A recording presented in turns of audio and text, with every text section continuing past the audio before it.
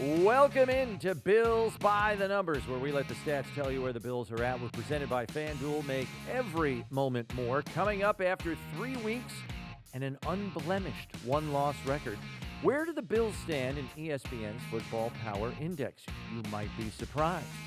While the schedule might be perceived as a bit soft right now, will it properly prepare the Bills for bigger games later? Steve is quizzed on Bills versus NFC South history, and we'll have our one burning question. Strike up the band. The Saints are marching in.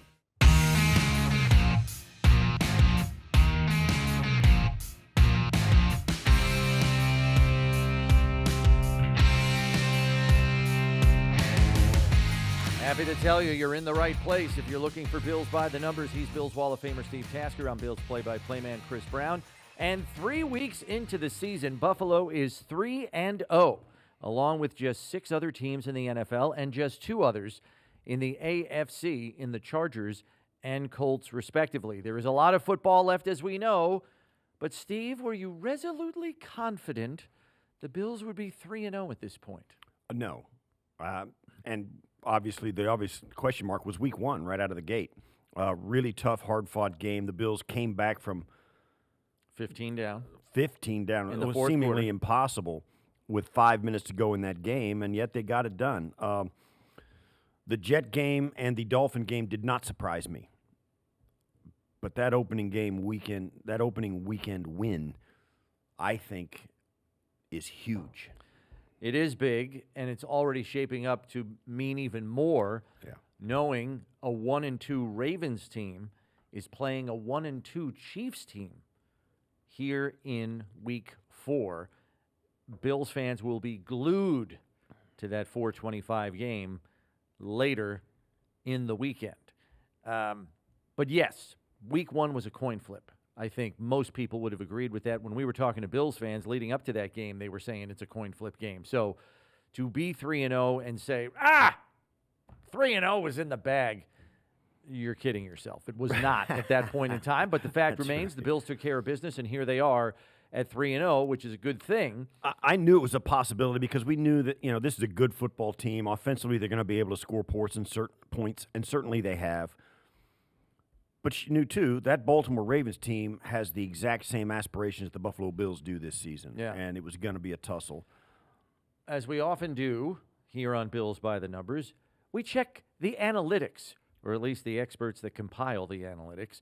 And ESPN's Football Power Index has your 3-0 Bills ranked as the number 3 team, which, to remind everyone, Football Power Index measures a team's true strength on a net points scale, along with an expected point margin against an average opponent on a neutral field. I know, it's a lot, but they compiled it.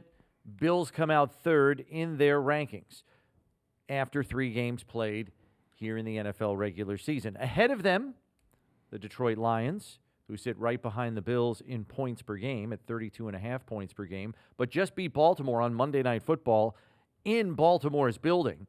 They are atop the Football Power Index rankings. Next, a team the Bills beat in Week 1. And the Lions just beat them, the Baltimore Ravens, who are atop the league in scoring at 40.5 points per game, but they rank 2nd in Football Power Index. Yeah. Detroit number 1, Baltimore number 2, Buffalo number 3 in the Football Power Index. Are you surprised in any way, shape, or form that this Football Power Index has the Ravens and Lions superior to Buffalo at this point in the season? No, I'm fine with it. Listen, Baltimore has looked good. If Baltimore's missing anything, it's some intangible quality about not being able to play under pressure or from a deficit. They have struggled to play from behind. They have struggled to hold a lead and not close out games. Which is why they get into trouble late in close games. They were way out in front. We've seen it before, and as we've heard about in the subsequent aftermath of the Bills' collapse in Week 1 for the Ravens, John Harbaugh's teams have blown 17 double-digit leads in the fourth quarter 17 times over his course of his career. That's a lot. Tenure as head coach of the Ravens. It's a lot. It seems like there is something there that's missing. when you put Baltimore in against an average or bad football team, they lump them up. But when you get them in a game where they have to play from behind or have to hold off a team late when all of a sudden now they have to go back in and make a play and close a game out, they struggle. Mm-hmm. They have struggled with that. That's the only thing that seems to me Baltimore lacks. They've got a really strong roster, an outstanding and elite quarterback, a powerful running game, a playmaking defense. They're big on both sides of the ball up front. So I don't have a problem. They're 1-2. I get it. They've lost a couple of games, but they're number 2 in the power rankings because they score in 40 a game. 40 and a half. 40 and a half a game. So I'm okay with it. Yeah. Because it doesn't mean anything in the big scheme of things. You still got to do it on the field. I continue to be impressed with that club and their roster. But there's something that keeps raising its head that they can't shake. They can't shake it off. And if it continues this season, like if it's not just a one-off or it's not just against the Lions and the Bills, they're going to get the moniker of crunch time crumblers because they crumble when the game is on the line in crunch time. And to your point, this is not a team that comes back from a deficit and pulls games out at the end all that often. Right. Their quarterback, who is a 2-time MVP and is great at racking up wins in the regular season, he short circuits at some of the most critical times of football games. You can go back and look it up, and you will find multiple examples. And then couple that with a head coach who sometimes gets conservative in critical situations, and it costs his football team. Look no further than week 1 with the Bills when he punted. Right. It's going to be an interesting litmus test this week because there are two teams, and the aspects of the game that we're talking about are on different ends of the spectrum. Baltimore, solid, powerful, marching up and down the field, well-built roster. The Chiefs, down a little bit in talent, a little bit long in the tooth at some key spots, fewer really outstanding players, injured, getting some guys back, a little unsure, also 1-2. Baltimore has the moniker of being a big moment crumbler. The Chiefs, just the opposite. They rise to the occasion. Mahomes finds a way. He always puts the ball back in your court. You never run off and leave him. It's hard to beat those guys by double digits. And if you give him an opportunity. Right. If you leave the door open, he will beat you. Yep. So two teams that are really at the opposite ends of the spectrum we're talking about. Baltimore, who can't close out a game and can't come from behind, against the Chiefs, who even driving a wooden stake through their heart doesn't kill them sometimes. Right? I mean, they never die. You better have a wooden stake, garlic, yes, and everything else you need yes, for a vampire. Right? So, a silver bullet for the whatever it is. They seem to be like immortal in that case, right? You can't kill those guys. So this game against the Chiefs and the Ravens in Kansas City this week is really interesting. For that, obviously, Bills fans are like going, gosh, who do I cheer for? Or more likely, who do I want to cheer against the most? Is really the question. Yeah. It's a good one, but it's an interesting game, even outside of the ramifications of how much the Bills are tied to those two franchises over the last handful of years. And side note, by the way, Detroit looks pretty dang good out of the gate here. We'll see if they can sustain it over 4-month period, because Detroit's a good team. They came out of the chute hot last year, and then injuries crippled them in the second half of the season. The Bills don't face the Lions this year, but I'm curious to see how they make their way through this season. Yeah, the Lions, because they hit some major pitfalls last year. They did. They got a bunch of guys. Now their defense is playing the way they thought it would last year before they lost, Aiden Hutchinson and the rest. Their offense continues to still score at a high pace, a high level. I mean, they scored 50 and 38 in subsequent weeks. The Lions are for real again, and they're going to be standing there at the end, I think. The FPI index has both the Lions and Ravens with superior defensive contributions to their expected points average. Would you say it's fair to consider Baltimore and Detroit's defensive units superior to that of the Bills' defense right now? Yes, I am. It's fair. I'm not saying that. Tell me why. Third down defense, for one, pass rush.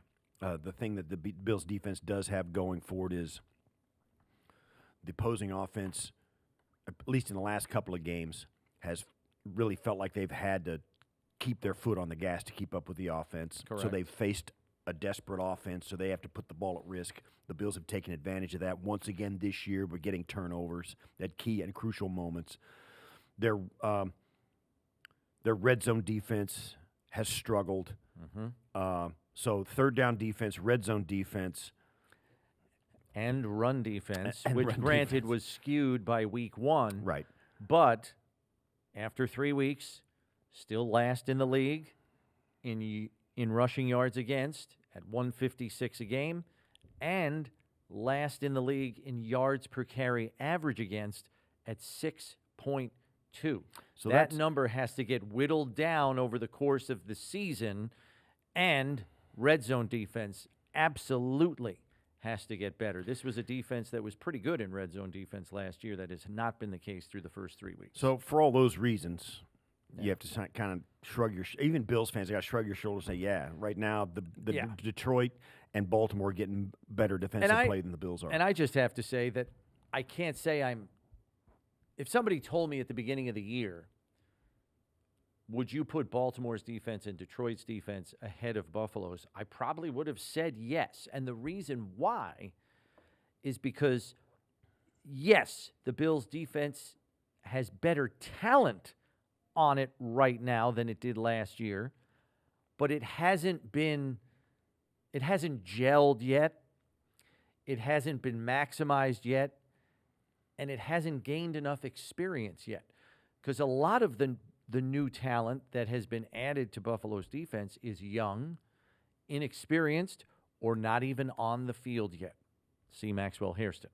Landon Jackson. Yeah. All the rest. So I'm okay with it right now. Not to mention Michael Hoyt and Larry Ogunjobi. I know So this- let's get to the second half of the season, Right. and we can revisit this conversation, and hopefully we're talking differently because the Bills' defense has made strides. They're better in critical areas, and their young talent is emerging. Yeah, let's That see would be the ideal ripple effects conversation. of the development of Deion Walker and T.J. Sanders. Let's see the ripple effects of that and the return of Hoyt and Ogunjobi to the lineup and where they fit in. And hopefully and Maxwell see how Hairston. that affects things. I don't think there's any question Bills fans have every right to, and the team, I think, does, expect better and better and better and better as this season goes along from their defense. And I think they're going to get it. So that's where we're at. You're right. And it's correct to say that the Lions and Baltimore's defenses have performed better at this early stage of the year. But I think most of us who watch the team closely, you and I in particular, obviously, see good things on the horizon. So is it safe to say you're bullish that the defense, maybe by second half of the season, is showing to be markedly improved? It would be great if they got to a point where they didn't have to depend on some outlandish turnover in the right moment. You know, if they could just say, let's get a stop, get them off the field on third down 60% of the time, 55% of the time, hold them to that. That would be awesome. And of course, the Jet game, the Jets didn't convert a single third down. But then the Dolphins, But the the following week, Dolphins- convert 10 to 15. Yeah, they were all over it. So There's work to do. a little bit of roller coaster riding in that, statistically speaking. But I'm with you. I'm bullish on where this defense is headed because it does seem we are seeing some improvement individually across different spots. It's I'd the like to see collective what- yeah, that the has collective to come has gotta play together better. still. Yeah. And look, this is a coaching staff whose greatest asset might be its player development. So let's see where that goes in not only developing young, inexperienced players with boatloads of talent, but where it goes in terms of getting the entire 11-man unit to gel and play better football collectively, down to down, series to series, and then ultimately game to game. Baltimore also has the best special teams rating of those three teams, Baltimore, Detroit, Buffalo, through 3 games. Do we see Buffalo's special teams capable of being a bigger contributor as the season unfolds as well? Yeah, there's 2 things that I'm looking at, well, maybe 3. Net punt could use a shot in the arm. Mm-hmm. It's down around 37 and Right. a half Now, they right didn't now. punt very much. And they've switched punters. Right. So they let's switched remember punters, that. So there's all that going There's on. an adjustment there. I'd like to see that settle in and get it up above 40 yards per game net. That would be great. Also, kick coverage. I would like to see them be a little bit better on that. Now, It's been a little subpar it's through tough. 3 games. Like we talk about it all the time, it's tough because you can't practice that play, that football play, full speed. So all of the Well, hold on a second. I would agree with you on punt coverage. You can't practice that full speed because it's 40 yards and you're running play after play, and that's hard to do. But on kick coverage, I think with the new rules, you don't have to run nearly as far, Steve. It's You different. could probably run that full speed in practice a half dozen times. yeah, you can run at full speed, but You're you only can't going tackle. 20, 30 yards. And you're not it's hard enough to find really good special teams players that'll play Yeah. front lines. It's 15 times harder to find guys who can play it in practice against your first team special teams unit to give them a look of what it's going to be like in the game. Okay. So you're practicing against guys who don't play special teams, who don't want to play special teams, and are doing it just to get it off their plate. I'm not saying anything about it, but that's the way football players are. It's a play, and notoriously, obviously, you could never do it back in the day when I did it, when there was wedge busting and all Right. that stuff, and you got and there's just you walked through that stuff. And the only way you got good at kickoff return was if your defense stunk and started giving up points, you got reps during the game. That's how you got good at it. The worst defenses in the league notoriously had the best kickoff return team in the league. So it's reps. So you're right. They can practice it a little better than they have in years past, but I still think, and that's something they got to do then, Yeah. because they got to get better on kickoff coverage. And to your point, they're playing a team this week that gets a lot of opportunities because their defense gives up a lot of points. Their defense, They get a lot of kick returns. yeah, they spent the whole day on the field against Seattle this last week. It was 38-6 Six at at halftime. halftime. Yeah. That's like it was like 7 kickoffs. So they get a lot of practice. So They got they're a going ton of against, practice. They're going against a team that's had a lot of practice through 3 weeks, and it's Yeah. something to be mindful of because they've got to bring that average down. Right. Because the first kickoff against the Dolphins last week comes out to midfield. We've seen other long returns Right. in the first 2 weeks. So kick coverage has got to buckle down. And I think also you'd like to see Brandon Codrington up his punt return average. Right now it's at 5.3. Right. Got to get that up closer to 10. I think last year he averaged 12. Oh, yeah. So that's got to start to look a little better as well. Yeah. So I think that's a little bit on. They've faced some teams that. Well, let's face. I have not noticed Codrington making bad decisions back there. No, I don't think it's a bad. And Well, so he's had one muff all season. Right. Hopped on the ball, didn't lose it. That's good. That's not a decision. That's an execution issue. Right. And Plus it only that, happened that once. counts as a return with 1 yard or 0 yards. Right. So that goes into the average. So as long as he keeps making good decisions back there, you got to trust that he's still the same guy. And there hasn't been very many opportunities for him to catch it and get loose. It's less about Codrington than it is about the guys blocking the gunners. You got to give him a chance and some Gotta have space. good jammers. He's got to have some space back there. So there's a lot in it. But I'm with you. I think the special teams, particularly in a game like this, that may be the test for this group is that kickoff return because of the reps that the Saints have gotten because of all the points they've given up and what I know about what that means for a group who gets better and better at it. And you have to believe the Saints special teams unit is going to be motivated to show up better than they did last week against Seattle when they gave up a 95-yard punt return for a touchdown and a 60-yard kickoff return that led to a very short field for Seattle's offense last week. Finally, there are some Bills fans that are concerned, whether it's valid or not, that with the Bills' schedule so soft in the front half, it might not have the Bills battle-hardened for the postseason. Any concern on that front for you? No. So much happens during a football season with 17 games, practices, and all that. You're going to face challenges that are really diverse, even if you're lumping teams up.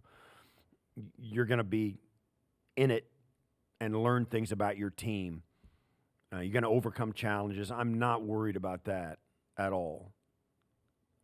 The season, whether you're 13-0 or 3-13, hardens you. And this is a team that has made the playoffs each of the last 6 years.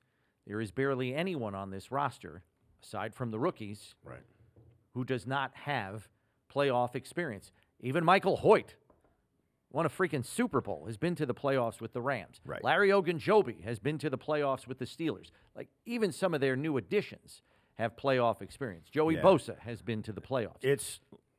Don't underestimate how difficult it is to win, even when you're winning easy. Finger quotes easy. It's a challenge, and you give me the easy schedule. Yeah. Rack up your wins, get rack the one up the seed, wings, and talk to me then. Get the one seed, and then hit the playoffs at a sprint. Yeah.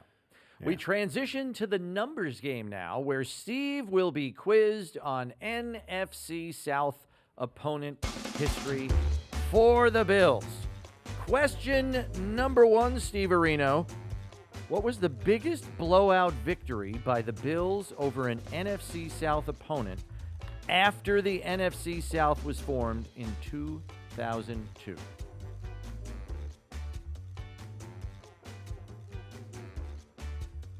I'd say New Orleans. It was what was it last? 38-3 or something like what? I'd say New Orleans. It is New Orleans. Do you want to guess how much the Bills won by? I think they won by, I don't think it was 25, something like that. It is exactly 25 points, Mr. Tasker. It was a 31-6 victory on Thanksgiving in 2021 in the Superdome. I was going back over the notes early in the week, and that rank. I didn't read any of the other notes, but I knew that was there. So okay. Yeah. Way to do your homework. Awesome. Question number 2. If you had to guess, what is Sean McDermott's overall one-loss record against NFC South opponents as head coach of the Bills? Okay. San Francisco. No, let's see. Tampa Bay, Carolina, Atlanta, New Orleans. Mm-hmm. How many games is it? It's 9 total games. So give me a one-loss record that you think Sean McDermott has against the NFC South as head coach of the Bills. Okay, I remember the overtime loss to Tampa Bay. That's 2021.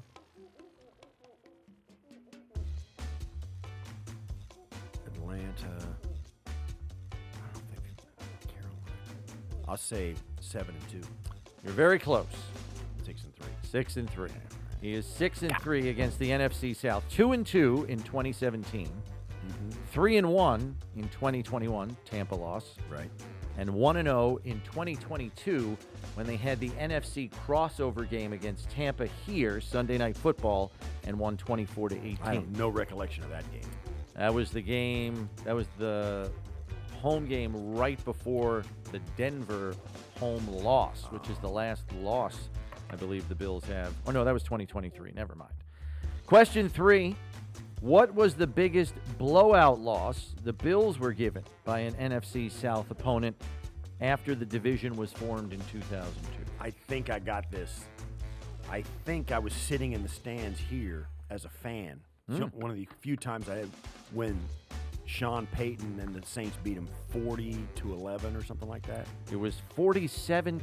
47-10, yeah. And you are correct. A 37-point defeat. I was sick in to my stomach after that. 2017. The Saints ran for 298 yards on the ground. Yeah. Drew Brees, Sean Payton, Kamara, the whole gang. They I remember thinking, man, they kind of piled on. They did. I was kind of Which is why Sean McDermott did not take his foot off the gas in the playoffs last year against Denver when they won 31-7 over Sean Payton's Broncos. Chance to go 3 for 4 here, Steve. Question number 4. Were the Bills ever swept by the NFC South in a single season since that division was formed in 2002? Have they ever gone over against the NFC South? During the Trout years, too? Oh, my God. Well, we're going back to 2002, so 23 years approximately. Now, you only play them once every 4 years. Right. Play the division once every 4 years, so you're probably looking at 4 swings at it. I'm going to say no. I don't think they ever got swept. The answer is yes. It happened in 2005. They lost 19-3 at Tampa. That was the J.P. Lossman benching game when he stepped out of bounds in the back of the end zone for a safety. Do you remember that one? And Kelly Holcomb came in to relieve him. Those were the days. They lost 24-16 to Atlanta that year. Here?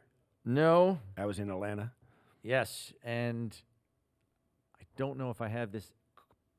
I might have this wrong, but I want to say Brian Brahms started that game. Okay.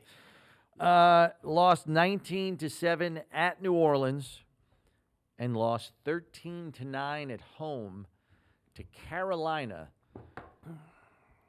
Sean McDermott on that staff? 13-9, Steve. Wow. 13-9. Do you know how awful that score sounds? And I can promise you, the game was just as bad. No doubt. Yeah. So that is the numbers game. Let's forget about 2005 as quickly as we possibly can.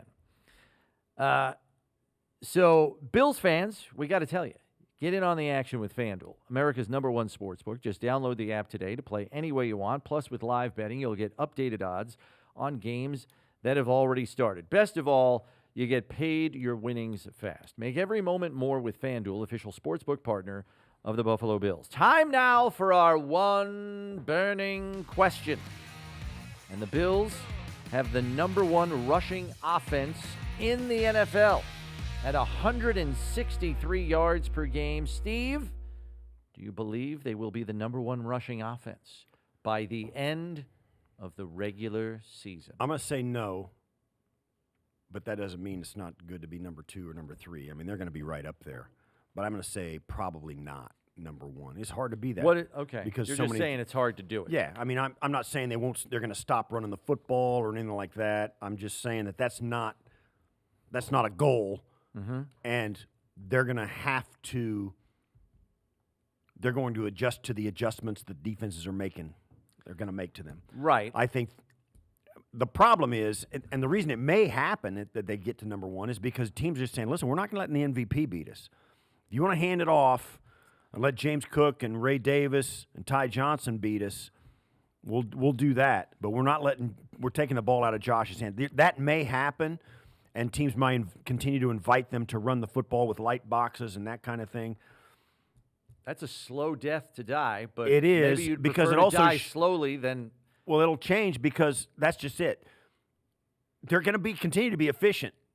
You can do that, and all of a sudden you're still giving up a touchdown every drive, or a touchdown, then a field goal, then another touchdown, then a field goal. You got to stop them at some point. Right. So, and we saw that from the Dolphins. That's right. In Week 3, because the Dolphins became so desperate to stop Buffalo's rushing attack that they put 3 defensive tackles on the field, and then later put 4 defense. I've never seen that before. 4 defensive tackles on the front 2 edge rushers, so it was like a 60 front with 2 linebackers behind them.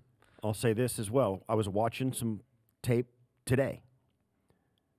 The Saints did the exact same thing. They put a 6-man front across the Seahawks front to try and make sure they had to throw the ball and take that. So defenses are going to adjust.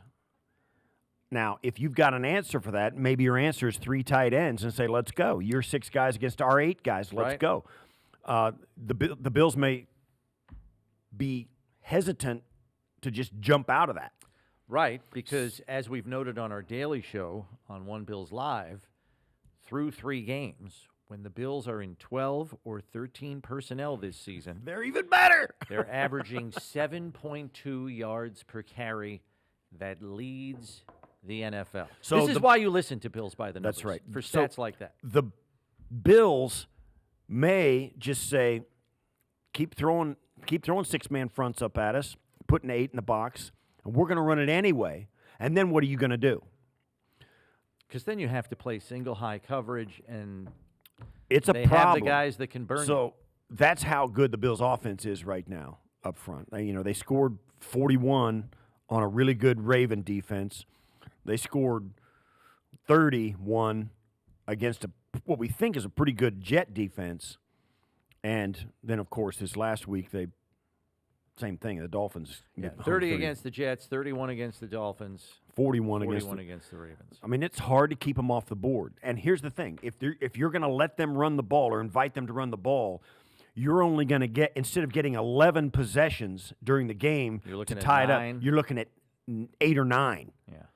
There was the Bills had, there was a game they had 2 or 3 possessions in week 1 against the Baltimore Ravens.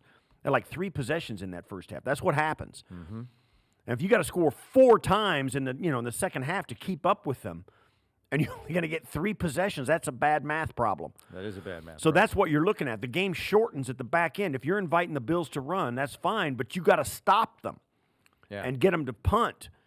Especially if they've won the coin toss and deferred. Then you really have a problem in the second half. Yeah, you're they not get getting the the ball extra first possession. either. So all of that goes into the stew. So teams get desperate to stop, and they start sending run blitzes and stuff, and just start saying, listen, and then that's when the big plays come back, and you start throwing it down the field. It's a problem. It is a problem because they do that. Because there's no good answer. They do both of those things on both ends of the spectrum very well. They can pack it inside with 3 tight ends on a big offensive line that's very cohesive, a back and a fullback and a good running back and a big quarterback who can tuck it under his arm, and they can run right at you. Or they can spread it out, empty it out with James Cook and split and Josh Allen standing back there who can still tuck it under his arm. Mm-hmm.